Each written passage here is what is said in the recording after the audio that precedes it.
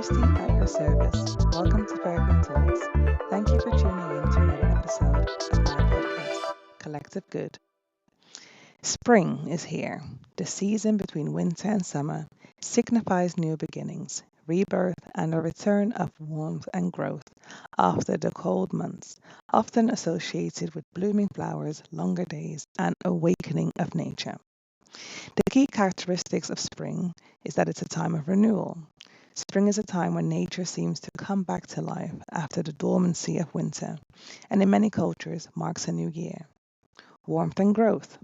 Temperatures gradually rise and plants start to grow and bloom, making the end of winter's chills extremely important for those living in colder climates, i.e., UK. New beginnings. The season is often seen as a symbol of fresh starts and new opportunities. Longer days. As the Earth's tilt towards the sun increases, days become longer and nights shorter, bringing more daylight, enjoying that ultimate vitamin D. And lastly, symbol of hope.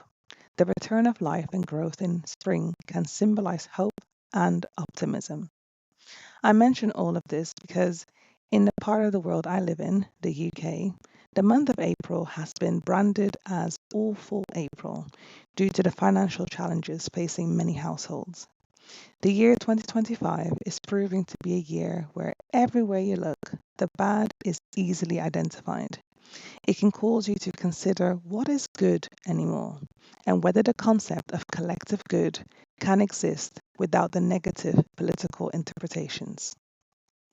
On today's episode, I would like to discuss the goodness we possess inside and how we can contribute our skills, talents, and dare I say, joy as a form of resisting the bad and contribute to the collective good.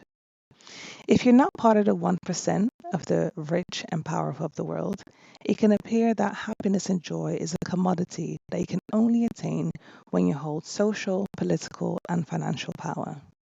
I'm here to remind you that happiness and joy is not a commodity that can be sold or packaged. While the idea of buying or selling happiness as a tangible commodity is a philosophical and economic concept, happiness itself is not a commodity in a traditional sense, as it is subjective and a personal experience. Happiness is a feeling, a state of mind, and a way of life, not a physical object or service that can be traded or possessed. Happiness is influenced by a variety of factors, including relationships, health, gratitude, personal growth, and social connections, rather than being solely dependent on material wealth. While the pursuit of happiness is important, it is also crucial to focus on overall well being, which encompasses mental, physical, and social health. As your fairy queen, in I find joy in you living in your happily ever after era. In my recent reflections, I've considered the importance of happily ever after era not being so much an individual experience, rather a collective and shared reality. Without attempting to sound utopian, it is important to consider that despite the wealth gap that exists in a capitalist system, it is crucial to ensure that those at the bottom of the wealth gap experience an existence that sustains their basic life needs. Because if not, the experience of inequality becomes the root of problems societally and challenges. The collective society is important, especially when you want to be safe in your day to day life. And this is why contributing to the collective good is crucial. For those of us who are on a journey of self awareness, growth, and development, our mindset allows us to critically and with a lot of care and compassion consider the world through different lenses without imposing our own biases and experiences. For example, being self aware can allow you to diagnose, compartmentalize, and separate the toxicity that can exist in a community while still appreciating the value that community brings. In this sense, what are some things that you personally possess within yourself that you can contribute to the collective good? We all have skills and talents that can make the world a better place. What stops you from sharing it? Last year, I embarked on a journey to become a Zumba instructor. The motivating factors were that I live to dance, as it, stems a lot of joy from it for myself. I've now got more free time to do activities that improve my personal well being, and it's a great way to earn whilst improving my overall health. Whilst this pursuit is bringing me joy and is good for me, how is it contributing to the collective good?